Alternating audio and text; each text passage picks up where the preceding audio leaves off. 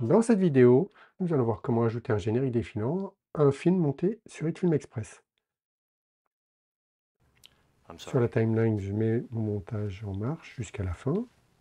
Hop, voilà, j'arrête et je reviens à la dernière image.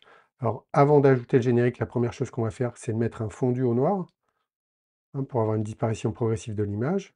Donc, je vais cliquer sur l'onglet Effets et ensuite, dans la zone de recherche, écrire Fade. Vous voyez, il y a les fondus audio et fondus vidéo.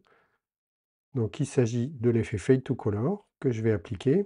Alors pour l'appliquer, je vais le glisser-déposer sur la zone de titre du plan. L'onglet de contrôle s'ouvre pour me permettre de spécifier la couleur finale. Donc là, il s'agit du noir, on n'a aucune raison de changer. L'effet dure une seconde, on peut le prolonger ou le raccourcir. Et vous voyez, ça permet de faire disparaître progressivement l'image, ce qui est plus élégant que d'avoir une fin brutale. Alors pour information, l'effet, si vous intéresse et que vous voulez le conserver, vous cliquez sur l'étoile et il sera dans votre dossier des favoris. Voilà. Voilà pour l'effet fondu au noir à la fin. Donc maintenant, ce qui va m'intéresser, c'est le générique défilant. Alors je vais à nouveau faire une recherche. Alors il est nommé End Credit Crawl et je vais faire une recherche par le mot-clé End, comme fin. Et oui, le générique, il existe.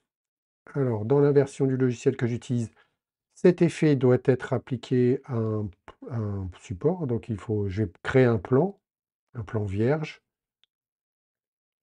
Là, dans l'onglet Média, je fais Nouveau plan. Je vais l'appeler générique, par exemple, hein, ça n'a aucune importance. Là, c'est un plan vierge qui va être destiné à recevoir mon effet générique défilant. Donc ce plan vierge ici, il est dans ma zone des médias et je vais le glisser à la fin de mon film. Voilà. Et si je remets en marche, j'ai bien un plan vierge. Alors, je reviens dans les effets. Et l'effet générique défilant, End Credit Crawl, je vais le glisser-déposer sur mon plan vierge, qui s'appelle générique. Et ainsi, j'ai bien un générique défilant qui est apparu. Alors actuellement, il est constitué d'une seule rubrique et on va voir comment le compléter. Alors pour ça, je vais scinder mon écran. D'une part, je vais mettre les informations que je veux mettre dans mon générique. Voilà, à droite, et je laisse mon logiciel à gauche. Voilà, j'ai les informations du générique. Moi, j'ai besoin de compléter 9 rubriques qui sont appelées des éléments. Alors, et donc, tout va se passer non pas dans le bloc de texte, mais dans le bloc de contrôle, puisqu'il s'agit d'un effet. Donc, je vais agrandir mon onglet ici pour avoir une meilleure visibilité des informations. Voilà. J'ai mon plan générique qui est sélectionné. Et dans l'onglet de contrôle, vous voyez, donc j'ai bien l'effet, j'ai bien le nom du plan. J'ai les propriétés du clip que je vais laisser masquer. Ensuite, l'effet, donc dans l'onglet effet, vous voyez, End Credit Crawl, est bien affecté à mon plan. Alors, qu'est-ce que j'ai comme rubrique? J'ai la rubrique texte format qui va me permettre de définir la taille et la police des caractères. J'ai la rubrique layout qui va me permettre de spécifier l'espacement entre les caractères et autres. On n'utilisera pas. Ici, j'ai la vitesse de défilement, speed. Ici, j'ai le nombre d'éléments ou nombre de rubriques. Et après, c'est tout. Et donc, par défaut, j'ai un seul élément qui est créé. Alors, si je regarde ici, mon générique défilant doit contenir 9 rubriques. Donc, je peux déjà placer nombre d'éléments à 9, soit en déplaçant mon curseur, soit ici en cliquant sur le chiffre pour atteindre la valeur 9. Pendant que j'y suis, je vais pouvoir régler la vitesse. Par défaut, la vitesse est positionnée à 100. Ça semble un peu lent. Donc je vais mettre ici 200 ou 250. Après, de toute façon, ça pourrait être ajusté ultérieurement. Voilà. Alors, les modifications que je vais faire sont les modifications de la taille de la police de caractère. Alors là, j'ai un tout petit écran, donc de fait, je ne vois pas du tout le texte qui est écrit. Alors peut-être que la taille de police suffirait si je visionnais mon film en plein écran. Là, je vais l'agrandir.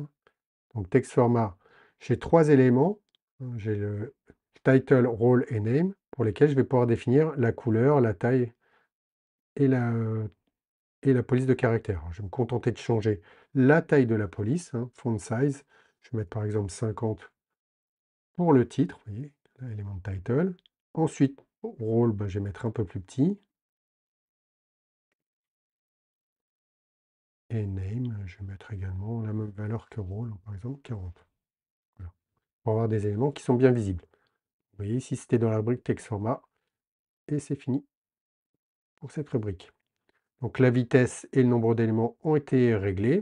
Et maintenant, il va falloir que je complète les différentes rubriques, c'est-à-dire les différents éléments, pour ajouter des informations. Donc moi, dans mon tableau, le premier élément, il a un titre qui s'appelle mise en scène. Donc je vais développer l'onglet élément 1. Oui, et j'ai effectivement 3 informations renseignées qui sont celles qui apparaissent.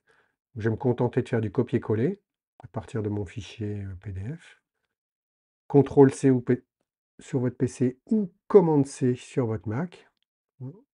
Ensuite, je fais CTRL-A pour tout sélectionner et CTRL-V pour tout coller. Mise en scène a remplacé la première information. Rôle, j'ai 2 rôles à spécifier, réalisateur et assistante réalisatrice. CTRL-C. Si je clique là, il ne se passe rien. Je vais cliquer sur le A. Il y a une boîte de dialogue qui s'ouvre. Je fais CTRL-A pour sélectionner tout mon texte et CTRL-V pour tout remplacer. Donc là, je vais mettre les deux fonctions ou rôles, donc réalisateur et assistante réalisatrice, l'une sous l'autre. Je clique sur OK. Vous voyez qu'ils apparaissent là, l'une sous l'autre. Et ensuite, j'ai les deux premiers noms à spécifier. Peter et Cordelia. Pareil, un CTRL-C. Je clique sur le A, la boîte de dialogue s'ouvre. CTRL-A, CTRL-V. Il manque la première lettre du prénom et j'enlève assistante réalisatrice. Donc il va falloir faire ça pour les 9 éléments. Alors je vais continuer pour un second et après j'arrêterai. Donc je copie le titre. CTRL-C, CTRL-V. Ensuite, je copie tous les rôles. CTRL-C, je clique sur le A. CTRL-V. Par contre, il faut que je garde uniquement les fonctions.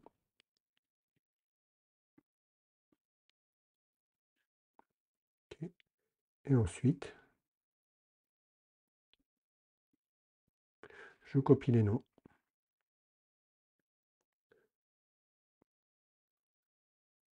Je supprime les éléments qui ont été copiés inutilement. Okay. Donc bien sûr, il faut faire ça pour les 9 rubriques ou éléments qui sont positionnés ici. Vous voyez ici en plein écran. Et donc pour voir le résultat, je repositionne et je vais faire apparaître mon générique au moins pour les 2 rubriques que j'ai enregistrées. Donc c'est un peu rapide. Mais ce qu'on constate, c'est que mon générique, il est trop court. Vous voyez, le défilement, il ne s'est pas complètement arrêté. Là, je reviens image par image. Donc qu'est-ce qu'il va falloir que je fasse? Il va falloir que je prolonge mon générique pour que toutes les informations puissent apparaître et défiler complètement. Je me positionne sur le côté, je clique gauche appuyé et je peux déplacer pour agrandir la durée de mon plan. Là, et bien sûr, je vais l'agrandir jusqu'à ce que la fin de ma 9e rubrique disparaisse. Voilà comment est-ce qu'on peut mettre en place un générique défilant avec le logiciel xFilm Express.